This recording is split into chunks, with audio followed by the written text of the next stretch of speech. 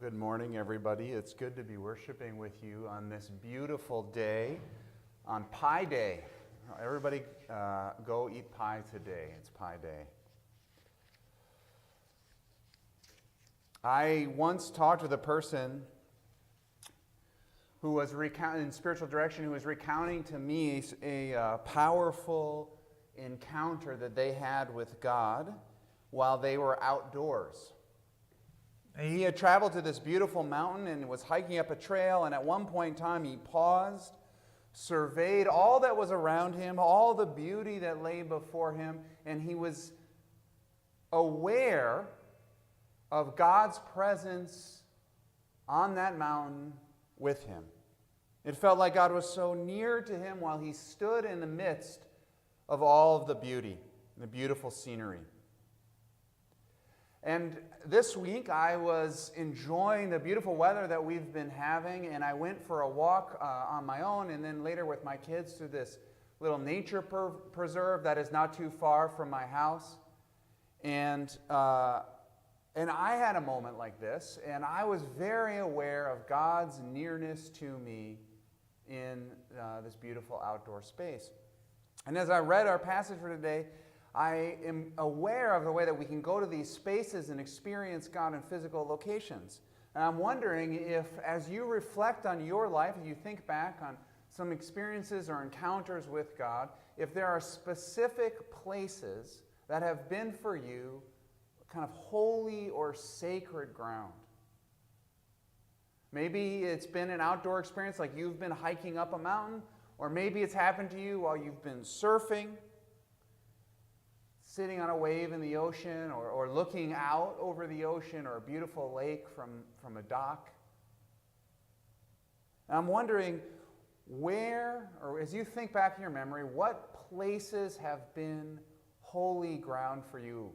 Or if I were to ask you right now, if you encounter some terrible news and you need to pray and you need to be near to God, where do you go to meet with God? What spot in your house? What space do you go sit at outside where you know you will encounter God's presence?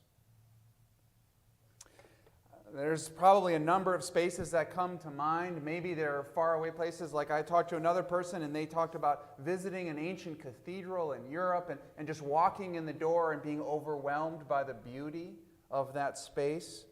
Another person shared with me how they went to the Holy Land and just following a guide and walking the steps where they're retracing Jesus' ministry and feeling like I'm in the same place where Jesus taught his disciples. That has become a holy spot for them, and they've immediately become aware of God's presence around them. For others of you, maybe it's in your home, maybe you go into your sunroom or you have a prayer chair where you sit and pray. Well, for the Jewish people of Jesus' day, the space or the spot that they would go, the place that was imbued with God's presence was the temple. It was supposed to be representative of holy ground. It was the place that people went. It was sacred. It was seen as the spot where heaven and earth intersected. The physical location of God's earthly dwelling. When you read through the Old Testament, there's a place where Moses is describing all the ways that the Israelites are supposed to construct the then tabernacle, which would then later be the kind of the model for the temple that was to be built. And what is clear as you read through this is that the way that the temple, the tabernacle first and then the temple, was constructed was meant to be a mere representation of heaven. And so here is this physical space that is being set aside to be built and reflecting exactly how heaven is built. And it's supposed to be so holy that it mirrors the heavenly reality. In heaven, there are these increasing layers of intimacy with God that one can traverse. And the same is true about the temple. There were these layers from the outer courts to then the next round of rooms, to the next inner rooms, to the next inner rooms, all kind of building in culmination towards God's presence, which was said to reside at this central spot called the Holy of Holies. And this was seen as the space where God's presence dwelt on earth. And so if you wanted to go to a holy place where you could meet with God, you would go to the temple. And then there was this entire system built up around the temple to help people do this, to help them come in through the outer courts, first from their lives, then enter into the outer courts, and then transition through these rooms, going and moving towards the Holy of Holies. There was a priestly class. There was this system of sacrifices. There was feasts and festivals. There was a way to make offerings to God if you were grateful, and there was a way to make a sacrifice if you needed to atone for sin.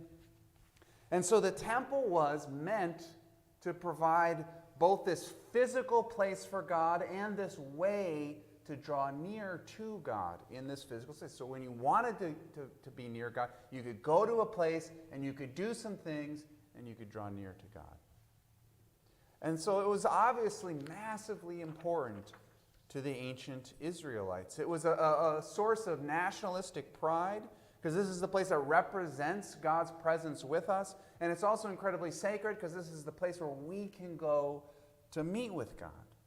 It's where God dwells here on earth. And so when you read about Jesus' actions in this passage that Chris read for us, you can imagine how shocking his violence and his anger would have been for the people who were there. Overturning tables, coins going scattering, clank, clank, clank on the ground, making a whip and driving the animals from the temple. He's doing something dramatic. He's doing something with anger and indignation. And if we see Jesus as the prophet that I think he wants us to see him as, then this act is this dramatic enactment of a message from God, like the Old Testament prophets before him would often do, where they would act out messages from God. Jesus is acting out a message to God. And what he is doing by overturning the money tables, driving out the sheep, is he's essentially disrupting the sacrificial system and disrupting the entire process of the temple so that sacrifices would have come to a screeching halt. They would have to shut it down, get people out, clean things up, and then reestablish order. But for a brief time, Jesus put an end to the temple. And so he's prophetically passing judgment on the temple. He's saying that the temple is failing at its purpose to be this holy, sacred spot where people can go to meet with God. And it's not just that the temple is corrupt. He's not saying, well, this one is bad, and what we really need is a better temple that we can go build down the street with a better priestly class or better animals or a prettier building. His fundamental judgment upon the temple is not that the temple is not good enough, it's that it's not doing what it's meant to do, which is point people to the real temple. And this comes out in his interaction with the Pharisees, where he says, "Destroy this temple, and I'll raise it up again." And then by this, he meant his own body. So what's happening in this passage is not that Jesus is coming in and saying, I'm all for the temple, but you need just a little bit of rehabilitation or maybe a temple replacement. You got to go down the street and build a new temple, or you got to fix this temple up. Jesus is doing something much more radical in this passage. He's coming into the temple and he's saying, God doesn't dwell here. God doesn't live in a building. God doesn't dwell in any temple made by human hands. God dwells in the human heart. This is his temple. He's saying, my body is the temple. And this isn't just about Jesus. This is one of the core teachings that Jesus is trying to communicate, is that God is near to each person. So when he's acting out this scene of judgment in this physical building of a temple, it's because he wants people to understand, you are the temple.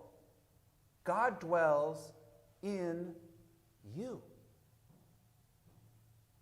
This is part of all of his teaching. It's clear, especially in this passage. And then later on, Paul makes this explicitly clear in his letters. In 1 Corinthians 3, he writes this: "Do you not know that you are God's temple, and that God's Spirit dwells in you?" And this is the simple truth that is at the heart of what Jesus is doing. There's this rage at the way the temple, which is supposed to aid people in discovering this reality that God dwells within them, is doing the exact opposite. Instead of helping people draw near to God, the temple is making people feel more separate from God. The Israelites had taken this building and turned it into something that was more sacred than the people for which the temple was supposed to serve. All the people were coming to the temple and intuiting this message that they're not worthy of God, and that there are all these walls and rooms that they weren't allowed to traverse. Maybe some of the priests were, but they weren't. There are all these walls and rooms that were separating them from God. There was foreign exchange currency that was separating them from God. There was inadequate animal offerings that were separating them from God. And you have to pay money and go through these rituals in order to access God. And only if these legitimate gatekeepers say that you do it adequately enough. And so Jesus is furious about this, because the whole purpose of the temple, to be this sacred place on earth that people can go to meet with the Lord, is functioning in the exact opposite purpose of what it's supposed to do. It's keeping people from God instead of helping them draw near to God. The purpose of the temple is not to make people feel far away and separate God, but to allow a way for them to draw near and discover God. To awaken people to God's eminence, not to make them feel more separated from God. And this is what Jesus means when in other gospel accounts he names that the purpose is to be a house of prayer. In the Matthew version of this, in Matthew 21, Jesus says this: "Jesus entered the temples and drove out all who were buying and selling there. He overturned the tables of the money changers and the benches of those selling doves. It is written," he said, "My house will be called a house of prayer, but you are making it a den of robbers." So the purpose of the temple is to help people to pray. It's meant to be this place where people can go and discover, through this structure of the physical temple from ancient Israel, that there's mirroring some heavenly reality that doesn't exist out there, like up in the sky in heaven, but rather in here, in this temple.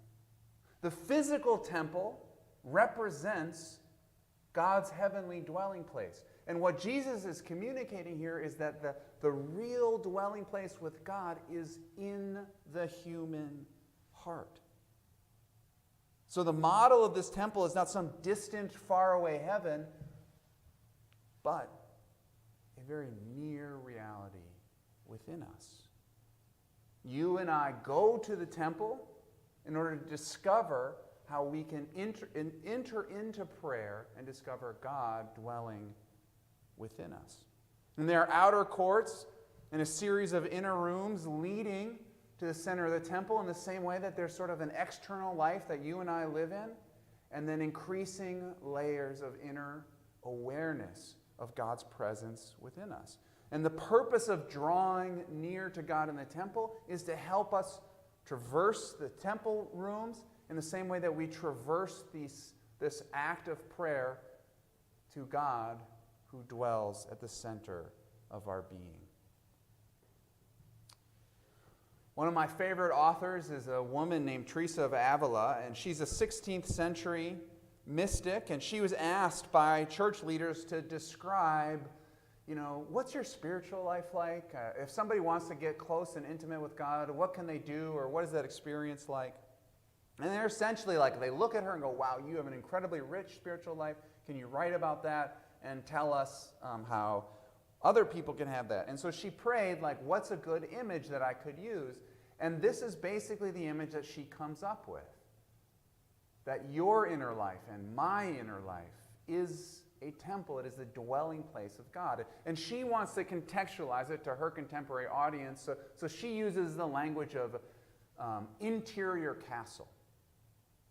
It's maybe even better to think of it as like interior estate, because it's like there's this whole world that includes, being outdoors. Like it's just a massive property where you can go and explore the presence of God dwelling inside of you. In the same way that the temple was this physical structure, was supposed to represent our life of prayer. It's supposed to be a house of prayer where we go and it helps us enter into our inner reality of God dwelling within us. So she's describing that same thing by using the same metaphor that inside of you and inside of me in our inner life, it's like this castle. And there's this great quote that I've shared before, but I want to share again because it's so beautiful in describing what this is, how she experiences it. She writes this: "There is a secret place, a radiant sanctuary, as real as your own kitchen, more real than that. Constructed of the purest elements, overflowing with the 10,000 beautiful things, worlds within worlds, forests, rivers, velvet coverlets thrown over feather beds, fountains bubbling beneath a canopy of stars, bountiful forests, universal libraries, a wine cellar offering an intoxication so sweet you'll never be sober again, a clarity so complete you will never again forget. This magnificent refuge is inside of you. Enter. Shatter the darkness that shrouds the doorway. Believe the incredible truth that the Beloved has chosen for his dwelling place the core of your own being, because that is the single most beautiful place in all of creation."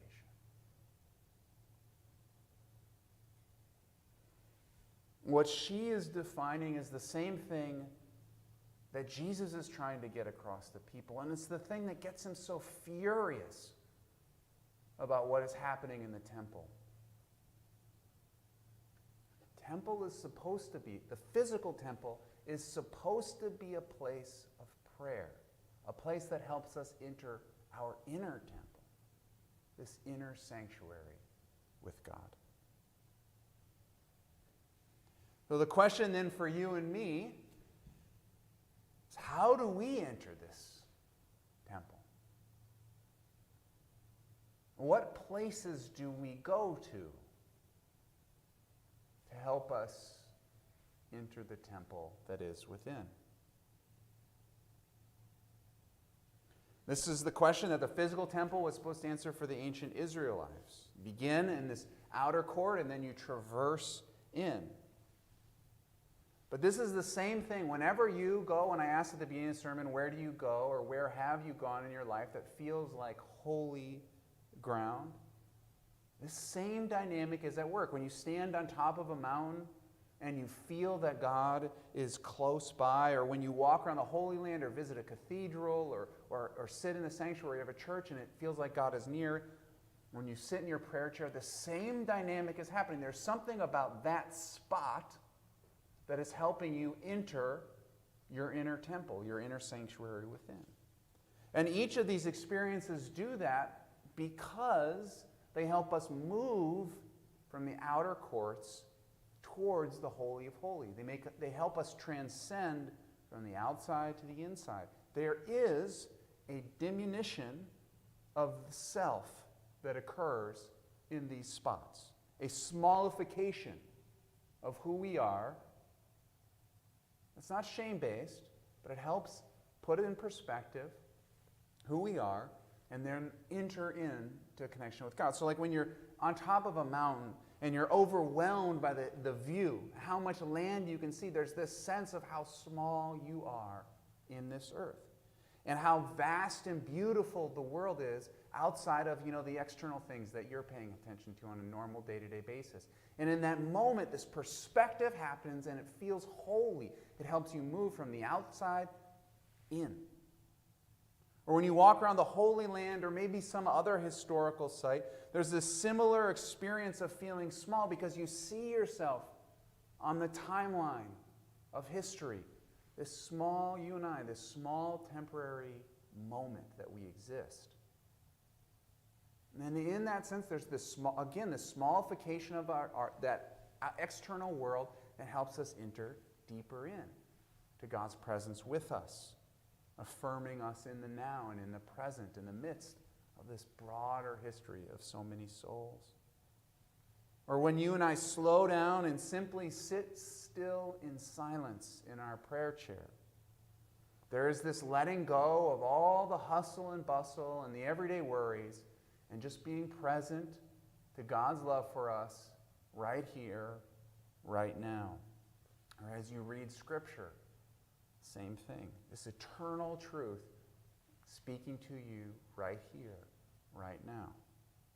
Letting go of all of our petty worries and egocentric desires. These physical places do the same thing that the temple did, or was supposed to do. Help us enter into our own interior temple by transversing from the outer courts into deeper intimacy with God who dwells within. Help us, just like a smallification happens, not, again, a shame-based smallification. It's just like a letting go. Like I'm just letting go of all the self-centered ways of being, and I can enter in to this center where God dwells, where God's love is. And this is how we enter our interior temple, and this is a way that spaces, physical, holy spaces, can help us to do that.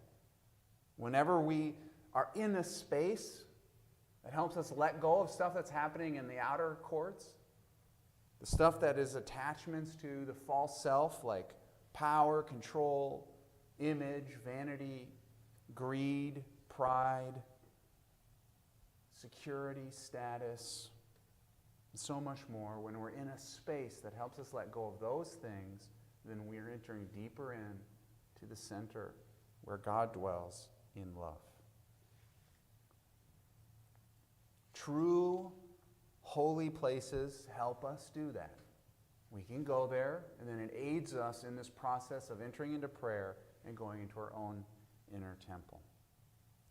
One of my favorite authors put it really more casually and contemporary language for me. He says it this way: the chief thing that separates us from God is the thought that we are separated from God.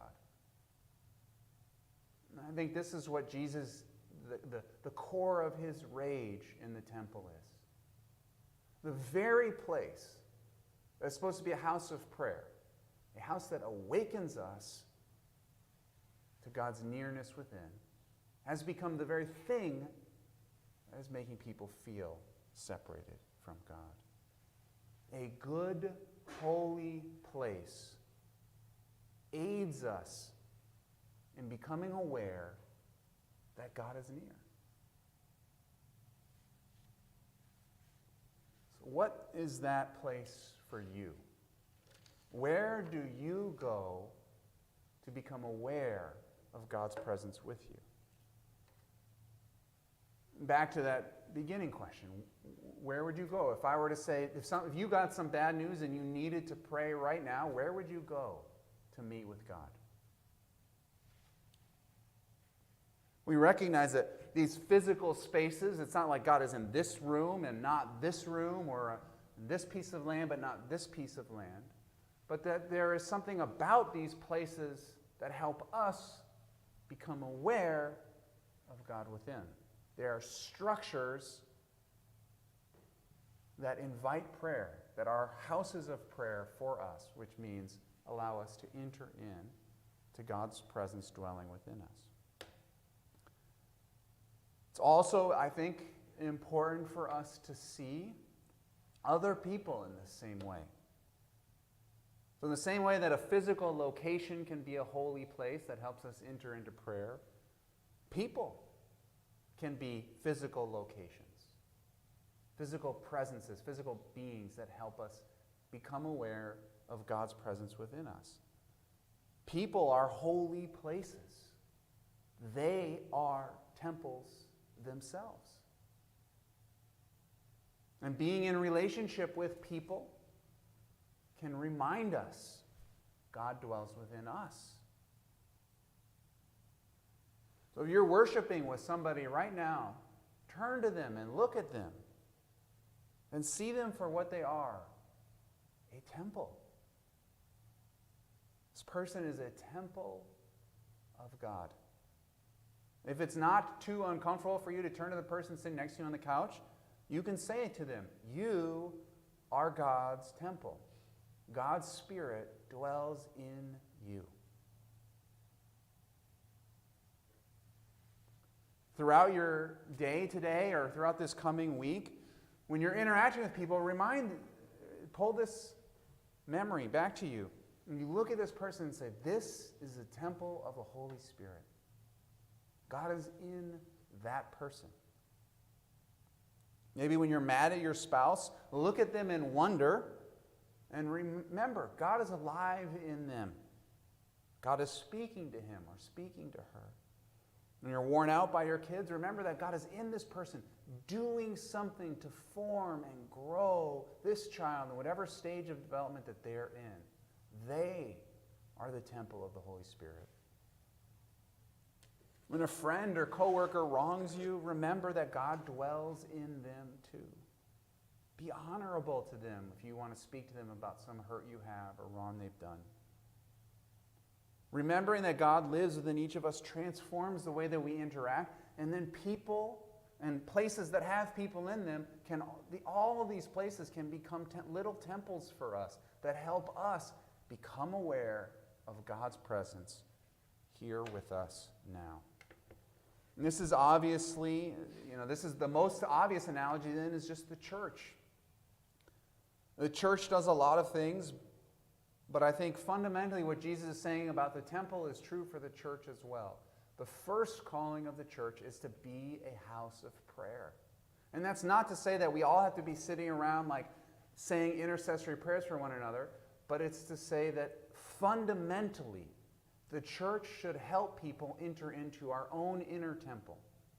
Or to put it in the language of the chief thing that separates us from God is the thought that we are separated. To put in that language, the church should be all about helping people become aware that God is near.